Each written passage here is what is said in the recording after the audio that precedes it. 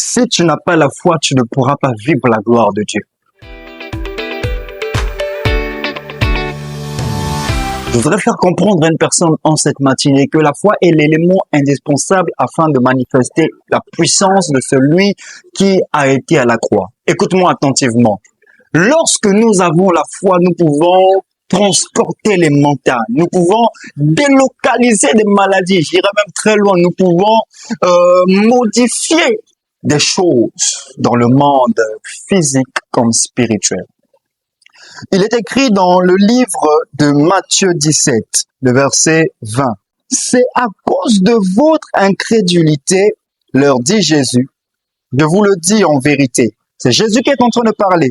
Si vous avez de la foi comme un grain de sénévé, vous diriez à cette montagne, transporte-toi d'ici, là, et elle se transportera. Rien ne vous sera impossible. Tout ce que Dieu fait, la foi aussi peut faire cela. En fait, en vérité, si tu crois, tu feras des choses comme Dieu. Voilà pourquoi les païens font des choses. Ils croient seulement parce que la foi, elle est universelle. Maintenant, toi qui as reçu le Seigneur Jésus-Christ dans ta vie, toi qui as reçu le roi des rois, celui qui s'est donné pour toi à la croix et qui a restauré les choses dans ta vie, combien de fois tu vivras la gloire de Dieu? Il est écrit dans Matthieu 9, on nous relate l'histoire d'une femme qui avait une maladie. De toutes les façons, la Bible n'a pas donné le nom de cette femme. La Bible a donné le nom de la maladie de la femme.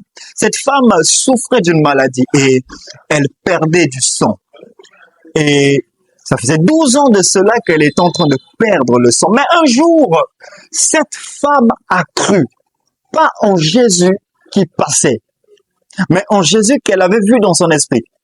Et lorsqu'elle est partie, elle a vu son miracle être visible et palpable. Bien-aimé dans le Seigneur, le moment est arrivé où tu dois élever ton mental spirituel et activer la foi que tu as déjà. Tu as la foi, tu as une foi en toi. Mais c'est juste qu'actuellement, cette foi est orientée vers les choses de cette terre.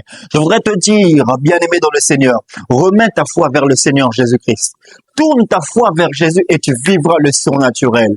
Cette femme n'a pas jeûné, cette femme n'a pas participé à un programme d'intercession.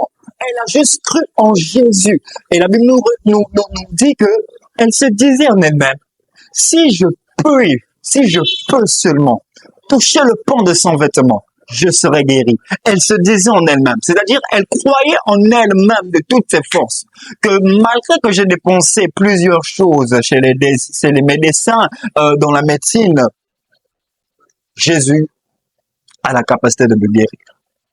Où as-tu mis ta foi? Les choses n'avancent pas. Oui, tu vois que les choses n'avancent pas. Mais tu as la capacité par la foi que tu as de modifier certaines choses. Tu as la capacité par la foi que tu as de démystifier certaines choses. Un jour, un frère rentre dans sa chambre et lorsqu'il arrive dans sa chambre, il sent une atmosphère bizarre. Or, il s'avère que lorsqu'il était à l'église à l'intercession, les sorciers se sont arrangés de sorte qu'ils puissent faire introduire un serpent dans sa chambre. Mais le frère est arrivé, il a dit, je crois que il n'y a rien dans cette chambre, la gloire de Dieu est palpable. Et il y avait 2 serpents dans cette chambre, mais le frère a dormi et le lendemain matin, devant sa chambre, il a vu 2 serpents mourir. Ce sont des choses incroyables. Lorsque on vous relate cela, vous vous dites que non, c'est un magicien. Non, le juste vivra par la foi. En ce moment, il n'y a pas de personnes qui doivent normalement mourir ou manger à la sueur de son front. Le juste mange par la foi qu'il a. Bien-aimés dans le Seigneur, soyons des personnes qui croiront comme des fous. Cette femme a cru, cette femme a manifesté sa foi et elle a vécu le miracle. Je voulais interpeller une personne en disant que la foi est une capacité surnaturelle que Dieu a mis en toi afin de vivre sa gloire. Et cela est visible, sa gloire est visible lorsque, premièrement, tu es basé sur ta parole. Prochainement, je parlerai de la parole de l'Éternel, qui doit être notre quotidien, parce que la foi vient de ce qu'on entend, et ce qu'on entend doit être basé, ancré sur la parole de Dieu. Demeurez à jamais béni, c'était votre frère Jérémie Passion.